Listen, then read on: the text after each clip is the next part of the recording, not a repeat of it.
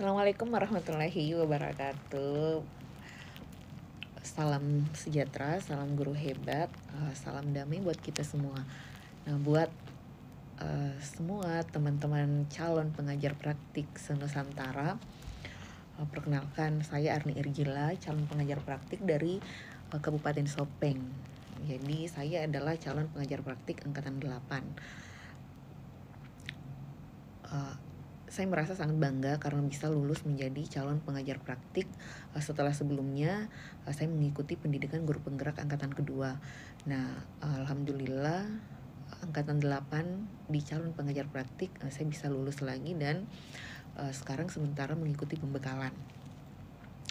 Nah, dalam pembekalan pengajar praktik saya merasa bernostalgia dengan kegiatan pada pendidikan guru penggerak yang pernah saya lewati dulu. Semua yang pernah kita dapatkan di guru penggerak akhirnya kita ulangi lagi meskipun dalam status atau posisi yang berbeda, karena dulu kita sebagai guru penggeraknya, sekarang kita sebagai pendamping dari guru penggerak tersebut. Kalau lulus, dan semoga lulus ya. Dan setelah mengulang kembali materi yang dipelajari pada guru penggerak kemarin, di sini saya merasa kalau memang seorang pendidik itu harus terus belajar dan belajar, karena kita berhenti sebentar saja itu akan membuat pikiran kita tiba-tiba tertutup, tiba-tiba lupa akan banyak hal yang seharusnya itu tidak boleh terlupakan. Namun karena kita vakum, kita fokus dengan masalah lain, kita fokus dengan tugas-tugas yang lain, akhirnya hal-hal yang seharusnya penting itu menjadi terlupakan. Padahal harusnya itu dikembangkan. Sekarang saya mendapat tugas tambahan menjadi kepala sekolah. Jadi otomatis saya tidak mengajar lagi setiap hari di depan kelas. Saya tidak bertemu lagi tiap hari di depan murid-murid di kelas.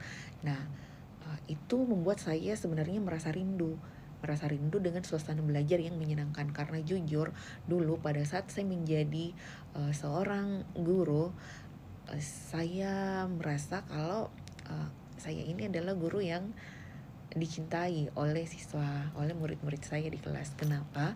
Karena begitu saya tidak ada, mereka terus mencari, mereka tidak bahagia saat gurunya tidak ada di sekolah.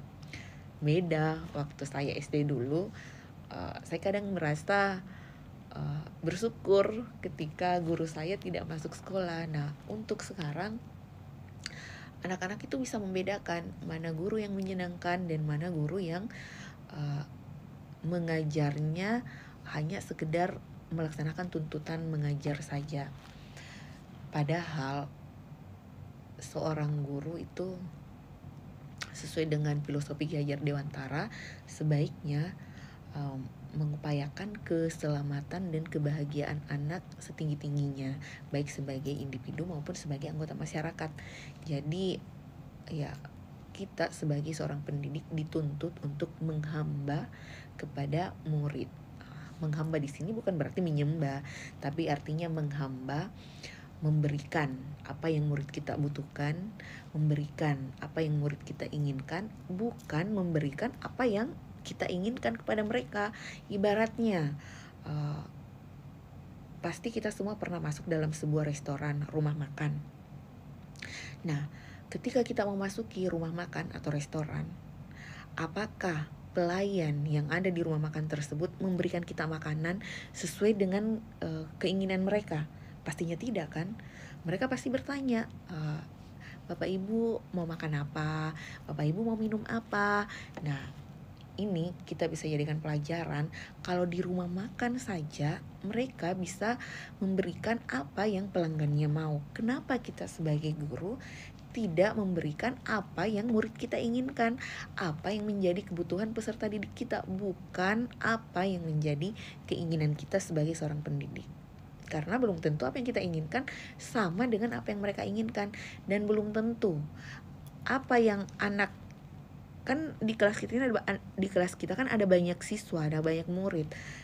otomatis tidak semua dari murid kita ini memiliki kebutuhan yang sama. Mereka pasti memiliki kebutuhan yang berbeda-beda. Oleh karena itu, inilah pentingnya seorang pendidik melakukan pemetaan terlebih dahulu sebelum merancang tujuan pembelajaran, merancang apalagi perangkat pembelajaran, skenario pembelajaran.